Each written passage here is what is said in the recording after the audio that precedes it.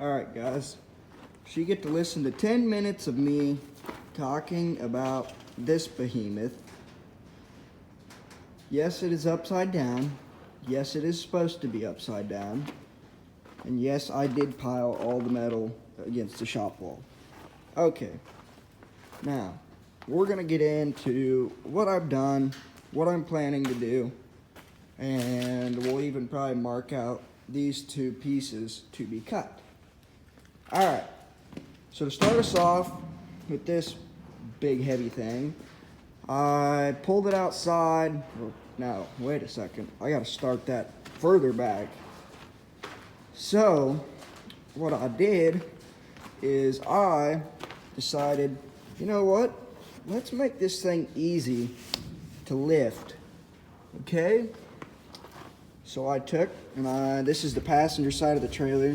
I cut a hole, sleeved it, inch tube. This is 1.25 inches. And then I went to town and I bought me a hydraulic hose, and then I fabricated a bracket to mount to that.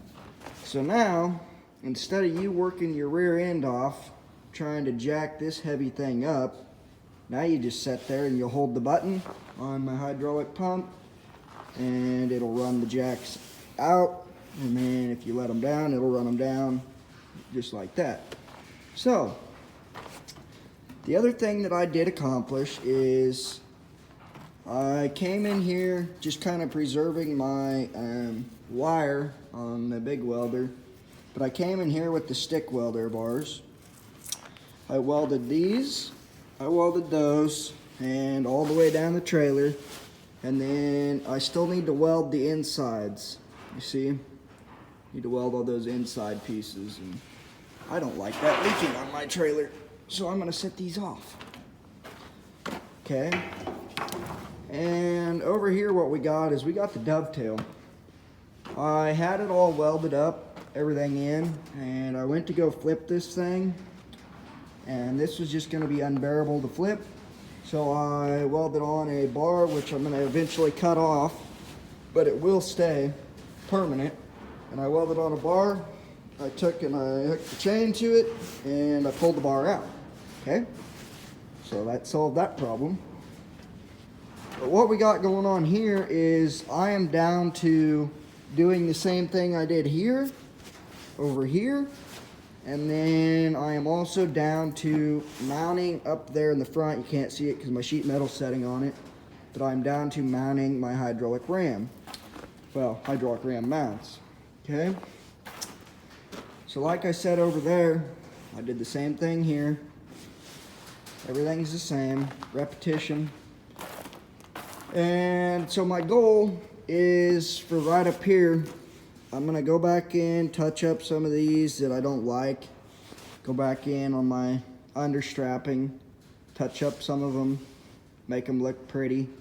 And then I'm gonna take and I'm gonna start laying out the other side pieces, welding that on, getting that strapping done, and then I'll be ready to do my drop downs in the back. So for my drop downs here, which is what I'm gonna focus on tonight, is these are too long, okay?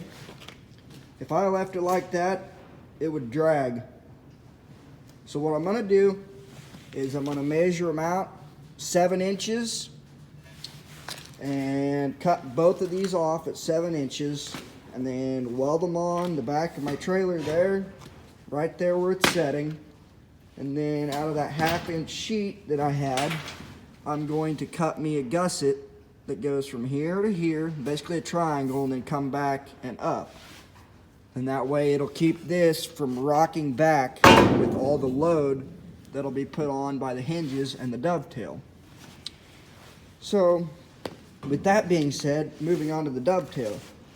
I'm still somehow in my brain trying to figure out how I can anchor the frame to my back piece, which I might do kind of the same thing, build 2 triangles, weld them in each side, and then tie this into here or something. And I just don't want it to rip off, because this will be the weak point right there. So I want that to be strong, not break, not rip, any of that. I don't want to be picking my trailer up off the road.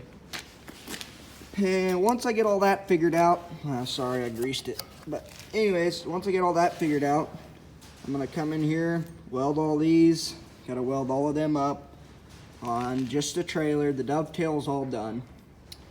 And then I forgot to say, once I get these welded in, I have my pipe over here that I got from DC Welding, 1/2 inch wall, 4.5 inch diameter OD. It's what my rams, those ram mounts I fabricated, will set in here, both sides, and the rams will attach to that, and this will be welded in those risers, or the drop downs, to give me a ram angle of this versus this. When I was talking to my head designer, I should say, he told me, if you set your rams like this, you're gonna have a lot more up pushing force versus if you leave them flat, you're gonna have a lot of force getting just shoved out, and that's gonna rip that off a lot easier. So with that being said, let me find a ram mount. So here's a ram mount. I had already made these. I need to grind them, smoothen them up, grind off my tacks on the inside, and what these will essentially do is these will set right in here like this, okay? I cut these on our plasma. They fit really well, actually, and when I get that ground off, it'll fit even better. Right now there's kind of a gap. I don't know if you can see it. There's kind of a gap. Let me go on the light side. And so then with that being on there, that'll go like that. Then I'll put my ram clevis over here, and I'll put my pin through, and that'll be how my rams will push. Is there'll be one of these for each ram on each pipe. So basically I'll have 4 of them total, 2 rams, 1 big pin, and a really heavy beefed up trailer to withstand all the weight. And also on the dovetail, I have to weld these 5-inch long, 3-inch channels, just like I did here. And then I gotta take and weld my flat bar down the side on the dovetail. And also, when I'm done with that, I noticed when this is setting on the ground, I'm 9 inches off the ground, okay? So to make it a little more friendly to load a skid steer or any big equipment that we have up, I mean, sprayer, obviously it would hop up there just fine. But over there, a little skid steer, it's not gonna hop up there very nicely. You might set it on the rear end of that. So what I'm gonna do is right here, essentially, when this is down, there's gonna be another like little flip ramp that'll flip down and actually set on the ground. And then that way it'll protect all my trailer lights that I have to put in here and all sorts of that good stuff. It'll basically protect everything from getting smashed, broken, or damaged. So let's move on to the fun stuff of laying out one of these, and then I think our time will be up. So what I'm gonna do is I'm gonna try to set you guys to where you can see me, or hopefully see me, while I'm doing this. Oh, come on, phone. Stand for me. Okay, I'm just gonna have to hold you guys. So let's find my tape measure. I need to clean up this place. Tape measure. Where's my marker? There's my marker. Alright. So here we go. I'm going to mark it at 7 inches. If I can. Might be kind of difficult. So I'm going to come down here. 7 inches. I'm going to come over here, do the same thing. 7 inches. I'm going to mark my flat irons on the side. 7 inches. I'm gonna mark the other side flat iron.